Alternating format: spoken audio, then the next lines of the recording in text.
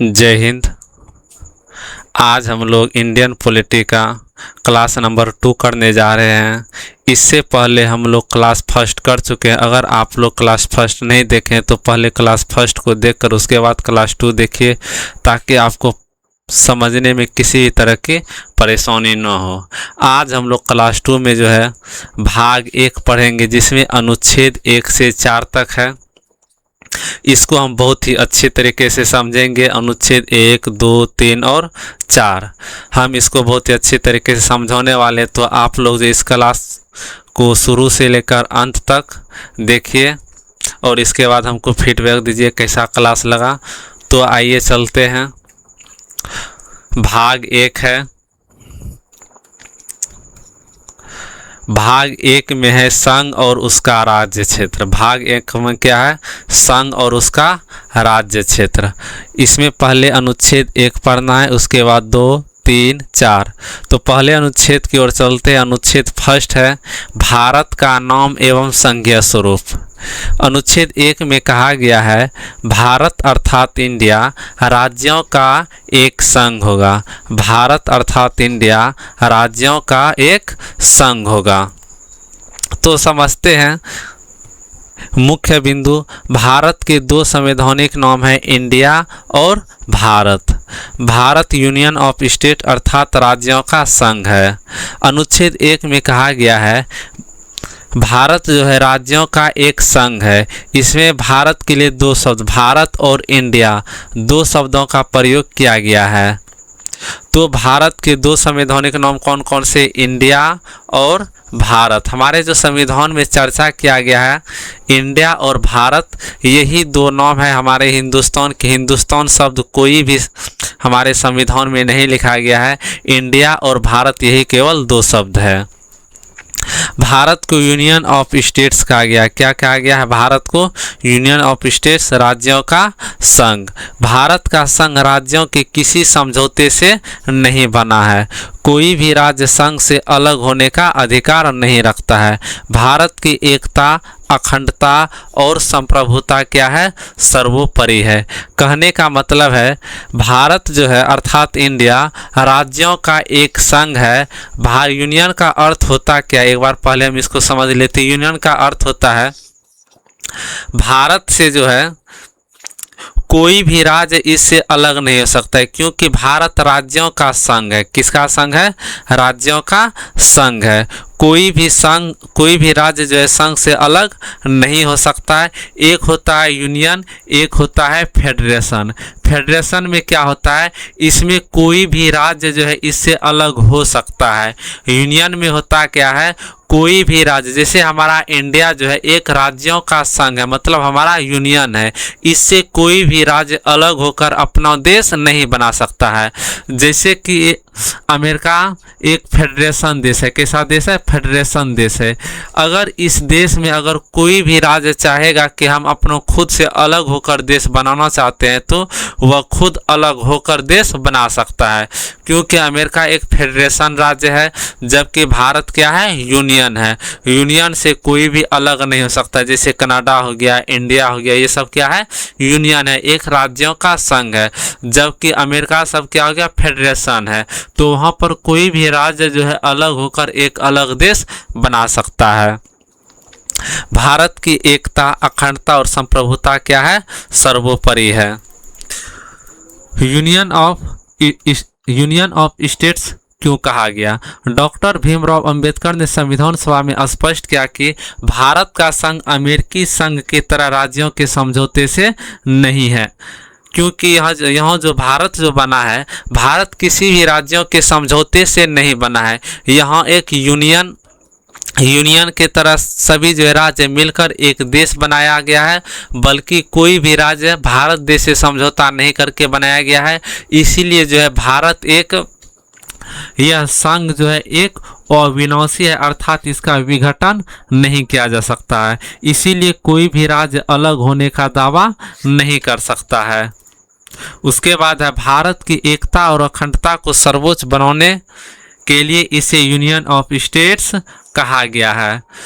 तो आशा करते आप union of states of America इस सब के बारे में समझ गए होंगे। भारत क्या है, एक राज्यों का संघ है, मतलब यूनियन ऑफ स्टेट्स है, जबकि अमेरिका एक फेडरेशन ऑफ स्टेट्स है, मतलब राज्यों से समझौता करके एक देश बनाया गया है, जबकि भारत में ऐसा कोई बात नहीं है। अब पढ़ते हैं अनुच्छेद 1 का 2। भारत का राज्य क्षेत्र 3 भागों से मिलकर बना है।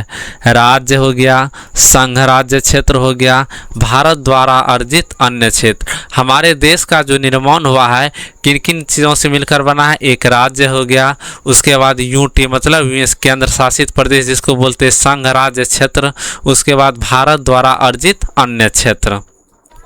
उसके बाद 1.3 में है अनुच्छेद 1.3 का विश्लेषण है, यदि भविष्य में कोई नया क्षेत्र भारत में सम्मिलित होता है, चाहे वह संधि द्वारा हो, विलय द्वारा हो या अन्य किसी संवैधानिक प्रक्रिया द्वारा हो, तो वह भारत के राज्य क्षेत्र का हिस्सा बन जाएगा। जैसे कि एक उदाहरण लेते हैं कि 1975 में सिक्किम भारत में सम्मिलित हुआ और भारत का 22वां राज्य बना। तो ऐसा अगर कोई नया क्षेत्र जो है भारत में सम्मिलित होना चाहता है या फिर वह संधि द्वारा विलय होना चाहता है, तो वह संवैधानिक प्रक्रिया द्वारा हमारे भारत देश में शामिल हो सकता है। उसके बाद है एग्जाम फैक्ट्स की बात करें तो अनुच्छेद 1 में क्या किया गया है, भारत और इंडिया का जो है नाम रखा गया है। भारत के 2 नाम है, भारत और इंडिया, केवल संविधान में चर्चा किया गया है। उसके बाद कहा गया है भारत जो किसका होगा, राज्यों का संघ होगा, कोई राज्य इससे अलग नहीं हो सकता। याद रखना, यूनियन से कोई भी राज्य अलग होकर अपना देश नहीं बना सकता, जबकि फेडरेशन जैसे अमेरिका सब देशों में जो है कोई भी राज्य अलग होकर अपना देश बना सकता है, कोई राज्य अलग नहीं हो सकता।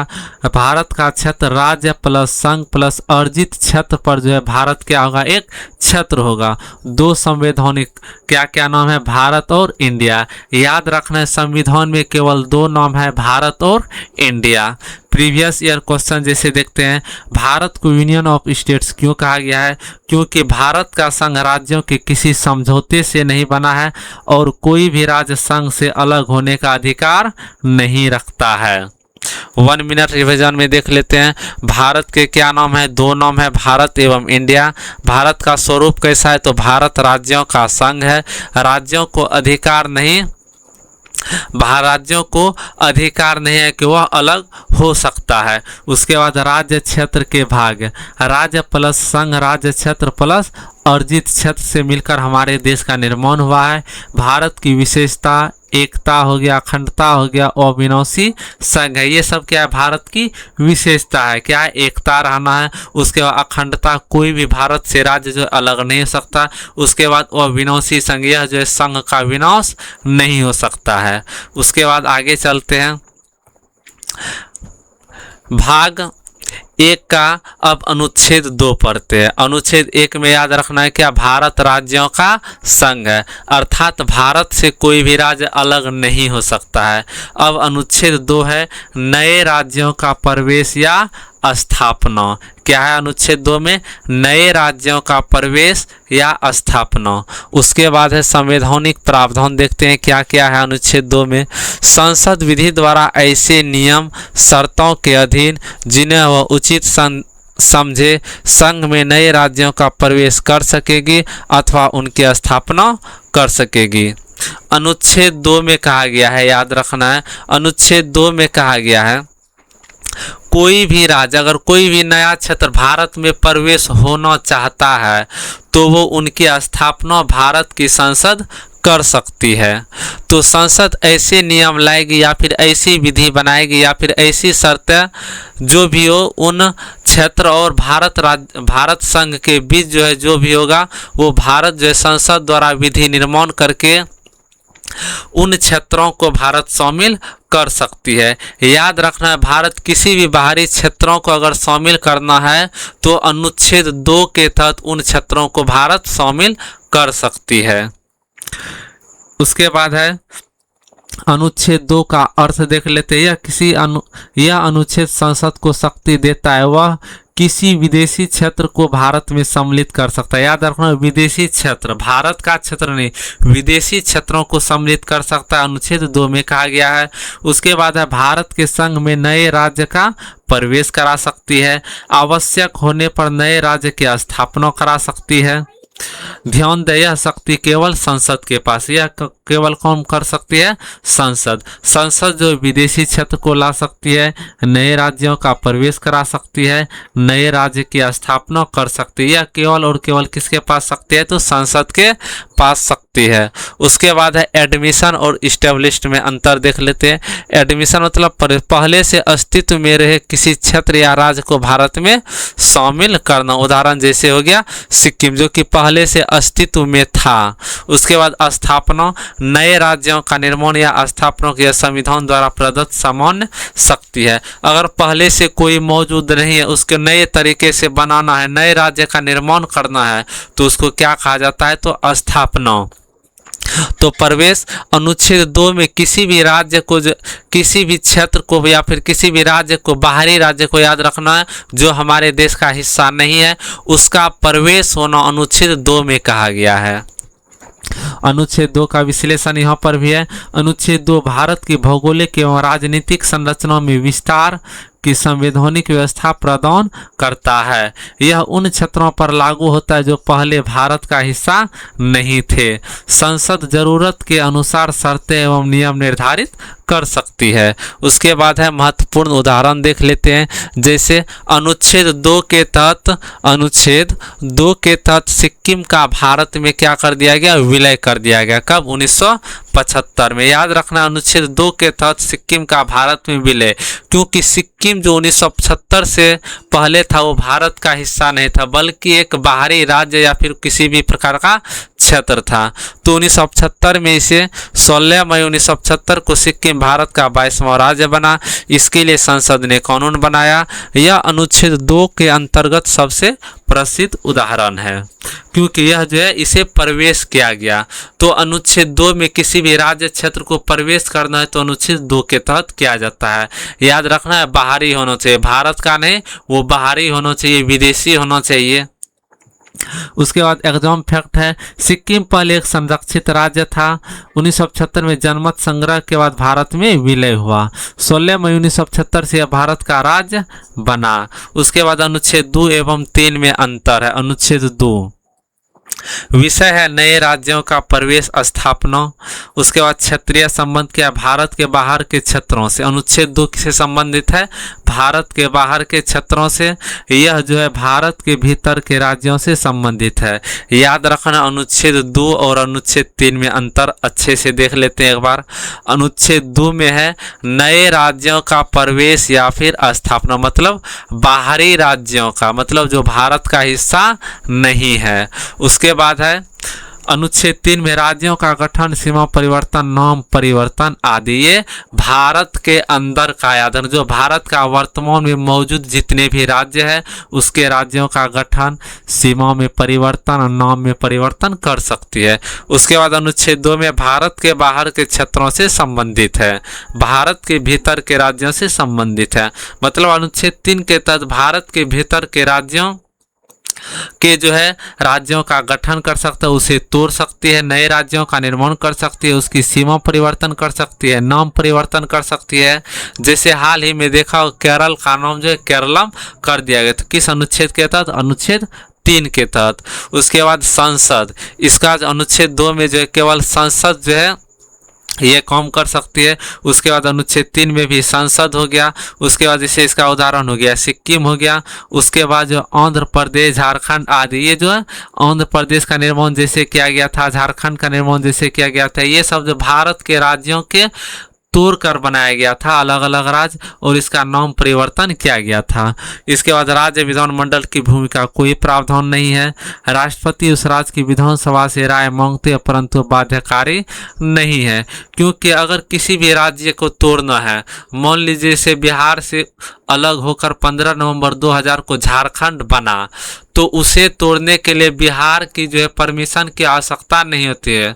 अगर विधानसभा बोलेगा कि इसको तोड़ना है बिहार को, तो अगर परमिशन देती है या फिर नहीं भी देती है तो संसद जो है उसकी बातों को मानने के लिए बाध्यकारी नहीं है। तो याद रखने की ट्रिक क्या है, 24 न्यू एंट्री अनुच्छेद 2 में क्या है, नए राज्यों की या फिर नए क्षेत्र का भारत में प्रवेश। प्रीवियस ईयर क्वेश्चन जैसे है सिक्किम भारत का राज्य किस अनुच्छेद के अंतर्गत बना, तो अनुच्छेद 2 के अंतर्गत याद रखना है। कब बना, तो 1975 में बना था। उसके बाद अनुच्छेद 2 में संसद को शक्ति देता है नए राज्यों का प्रवेश या स्थापना। अनुच्छेद 2 भारत के विस्तार के लिए संवैधानिक मार्ग प्रशस्त करता है। उसके बाद है अब अनुच्छेद 3 राज्यों का गठन, क्षेत्र, सीमा एवं नाम में परिवर्तन। तो हम पहले अनुच्छेद 1 और अनुच्छेद 2 पढ़ लिए। अनुच्छेद 1 में कहा गया है कि भारत राज्यों का संघ है। अनुच्छेद 2 में कहा गया है कि भारत के अंदर किसी भी विदेशी क्षेत्र को हम मिला सकते हैं, प्रवेश करा सकते हैं। तो ये अनुच्छेद 2 में कहा गया है। अब अनुच्छेद 3 को हम अच्छे से पढ़ते हैं। अब है राज्यों का गठन, क्षेत्र, सीमा एवं नाम में परिवर्तन। संवैधानिक प्रावधान क्या क्या है, संसद विधि द्वारा राष्ट्रपति की पूर्व अनुशंसा से, संसद विधि द्वारा किसकी अनुशंसा चाहिए, तो राष्ट्रपति की पूर्व पहले अनुशंसा चाहिए। 1 में है नया राज्य बना सकती है, सही बात है। 2 में है किसी राज्य का क्षेत्र बढ़ा सकती है, किसी राज्य का क्षेत्र घटा सकती है, किसी राज्य की सीमाओं में परिवर्तन कर सकती है, किसी राज्य का नाम बदल सकती है। तो याद रखना है अनुच्छेद 3 के तहत राष्ट्रपति की पूर्व अनुशंसा से संसद जो है कोई भी नया राज्य बना सकती है, या फिर कोई किसी राज्य का क्षेत्र बढ़ा सकती है, या फिर राज्य का क्षेत्र घटा सकती है, राज्य की सीमाओं में परिवर्तन कर सकती है, राज्य का नाम बदल सकती है, या फिर नए राज्य का गठन कर सकती है। नए राज्यों का गठन करना है, नए राज्यों का क्षेत्र बढ़ाना, या फिर किसी राज्य का क्षेत्र गठन करना है, घटाना है, बढ़ाना है, नाम परिवर्तन करना, ये सब चीज अनुच्छेद 3 के तहत किया जाता है। तो याद रखना है यह शक्ति केवल किसके पास है, तो संसद के पास है। अनुच्छेद 3 के अंतर्गत संसद की शक्तियां देख लेते हैं क्या क्या है। नए राज्य का गठन हो गया, 2 या अधिक राज्यों का विलय, 1 राज्य का विभाजन, राज्य क्षेत्र का बढ़ाना, राज्य क्षेत्र का घटाना, राज्य की सीमा बदलना, राज्य का नाम बदलना। महत्वपूर्ण क्या है, राज्य विधानसभा से केवल राय ली जाती है, उसकी राय बाध्यकारी नहीं होती है, अंतिम निर्णय संसद का होता है। जैसे कि अब उत्तर प्रदेश से उत्तराखंड को अलग करना है, तो अगर उत्तर प्रदेश से उत्तराखंड को अलग करना है तो इससे जो है संसद जो विधानसभा से केवल पूछती है कि आप इसको जो हम करना चाहते हैं तो आप उससे एग्री है। अगर एग्री नहीं भी रहता है तो वह उसके सहमति को मानने के लिए बाध्यकारी नहीं है, तो जो है उसकी राय बाध्यकारी नहीं होती है। अंतिम निर्णय संसद का होता है। राज्य पुनर्गठन प्रक्रिया फ्लो चार्ट देख लेते हैं। राज्य की पुनर्गठन प्रक्रिया क्या क्या है। राष्ट्रपति की पूर्व अनुशंसा आवश्यक है। संसद में विधेयक प्रस्तुत किया जाता है। यदि किसी राज्य की सीमा नाम प्रभावित हो तो राष्ट्रपति की उस राज्य की विधानसभा राय मांगते हैं। राज्य विधानसभा निर्धारित समय में अपनी राय मत देती है। संसद उस राय को स्वीकार या अस्वीकार कर सकती है। विधेयक साधारण बहुमत से पारित होता है। राष्ट्रपति की स्वीकृति प्राप्त होती है। स्वीकृति इस जगह क्या है, स्वीकृति प्राप्त होती है। नया राज्य सीमा परिवर्तन नाम परिवर्तन लागू हो जाता है। तो याद रखना, अगर राज्य का पुनर्गठन करना है तो सबसे पहले अगर विधेयक जो लाना है तो विधेयक किसके अनुशंसा पर आएगा, तो किसके अनुशंसा पर, राष्ट्रपति की अनुशंसा पर आएगा। संसद में विधेयक प्रस्तुत होगा। उसके बाद उसके राज्य की सीमाओं में परिवर्तन और नाम में परिवर्तन कर सकती है। और सबसे पहले जो है इसकी परिवर्तन किसी भी राज्य के नाम एवं सेवा में परिवर्तन के लिए उस राज्य से विधानसभा से जो है राय मांगा जाता है। अगर राज्य विधानसभा कुछ निर्धारित समय अपनी राय देती है तो संसद उस राय को स्वीकार भी कर सकती है या फिर अस्वीकार भी कर सकती है। विधेयक साधारण बहुमत से मतलब 50% प्लस वन बहुमत से पारित होता है। अगर वो विधेयक पारित हो जाता है, वो विधेयक किसके पास जाता है तो राष्ट्रपति के पास जाता है और राष्ट्रपति उसे स्वीकृत करती है। उसके बाद राष्ट्रपति स्वीकृत करने के बाद नया राज्य बन जाता है, नाम में परिवर्तन आदि ये सब नए कानून लागू हो जाते हैं। अनुच्छेद 3 के प्रमुख उदाहरण जैसे हो गया अनुच्छेद 3 के तहत जो 1953 में आंध्र प्रदेश का गठन हो गया, 1956 में राज्यों का पुनर्गठन अधिनियम 1956, 1960 में महाराष्ट्र एवं गुजरात का गठन, 1966 में हरियाणा का गठन, 1972 में मेघालय, मणिपुर एवं त्रिपुरा केंद्र शासित प्रदेश बने, 2000 में झारखंड, छत्तीसगढ़, उत्तराखंड का गठन, 2014 में तेलंगाना भारत का 29वां राज्य बना। वर्तमान में राज्यों की संख्या कितनी है? 28 है। अनुच्छेद 2 एवं 3 में अंतर ऊपर भी हम देख लिए थे। इसके बाद एक बार और देख लेते हैं। फास्ट में देख लेते हैं नए राज्यों का प्रवेश या फिर स्थापना, मतलब विदेशी राज्यों का अनुच्छेद 2 के तहत। अगर भारत के अंदर की बात करेंगे तो अनुच्छेद 3 के तहत। केवल यही याद रखना है। अगर बाहर की बात करना हो तो अनुच्छेद 2 के तहत, अंदर में कोई भी परिवर्तन करना है तो अनुच्छेद 3 के तहत परिवर्तन किया जाता है। राज्यों का गठन, सीमा परिवर्तन, नाम परिवर्तन आदि भारत के बाहर क्षेत्रों से संबंधित, भारत के भीतर राज्यों से संबंधित, विदेशी क्षेत्र, बाहरी क्षेत्र, भारत के भीतर राज्य, सिक्किम 1975 में बना, तेलंगाना 2014 में बना, कोई भूमिका नहीं, राय ली जाती है अनुच्छेद 3 के तहत। उसके बाद साधारण बहुमत हो गया, इसमें भी साधारण बहुमत हो गया। परीक्षा हेतु महत्वपूर्ण तथ्य देख लेते हैं। राष्ट्रपति की पूर्ण अनुशंसा अनिवार्य है, राज्य विधानसभा से राय ली जाती है, सहमति नहीं भी होती है, होती भी है, विधानसभा की राय बाध्यकारी नहीं होती है, संसद साधारण बहुमत से विधेयक पारित करती है, अंतिम निर्णय संसद का होता है। कुछ क्वेश्चन देख लेते हैं। क्या संसद किसी राज्य की सहमति के बिना उसकी सीमा बदल सकती है? हाँ, संसद संबंधित राज्य की विधानसभा से केवल राय लेती है, उसकी सहमति आवश्यक नहीं है। केवल राय लेती है, उसकी सहमति आवश्यक नहीं है। 1 मिनट रिवीजन। अनुच्छेद 3 राज्य का पुनर्गठन, नए राज्य क्षेत्र, सीमा एवं नाम परिवर्तन, राष्ट्रपति की पूर्ण अनुशंसा आवश्यक, विधानसभा की राय बाध्यकारी नहीं है, संसद का अंतिम निर्णय, साधारण बहुमत पर विधेयक पारित। भारत एक लचीला संघ है जहां समय समय पर राज्यों के पुनर्गठन जनहित में किया जाता है। उसके बाद है अनुच्छेद 4। अनुच्छेद 1, 2, 3 देख चुके हैं, अब अनुच्छेद 4 को देखते हैं। अनुच्छेद 4 में है पूरक हो गया, अनुषंगिक हो गया एवं परिणामिक उपबंध। याद रखना है अनुच्छेद, एक बार देख लेते हैं संवैधानिक प्रावधान क्या क्या है। यदि अनुच्छेद 2 अथवा 3 के अंतर्गत संसद कोई कानून बनाती है तो वह उसी कानून के माध्यम से प्रथम अनुसूची, चतुर्थ अनुसूची में आवश्यक संशोधन कर सकती है तथा अन्य पूरक, अनुषंगिक एवं परिणामिक को बंद कर सकती है। प्रथम अनुसूची राज्यों के संघ से संबंधित है और चतुर्थ अनुसूची किससे संबंधित है तो राज्यसभा के सीटों के आवंटन से संबंधित है। याद रखना है अनुच्छेद 2 और 3 में किया गया संशोधन। अनुच्छेद 2 और 3 में किया गया संशोधन जो है अनुच्छेद 4 के तहत राष्ट्रपति हस्ताक्षर करने के लिए बाध्य है। उसके बाद सब अनुच्छेद 4 के मुख्य बिंदु देख लेते हैं। अनुच्छेद 2 एवं 3 के अंतर्गत बनाए गए कानूनों के साथ प्रथम अनुसूची में संशोधन किया जा सकता है। अनुच्छेद 2 एवं 3 के साथ चतुर्थ अनुसूची में संशोधन किया जा सकता है।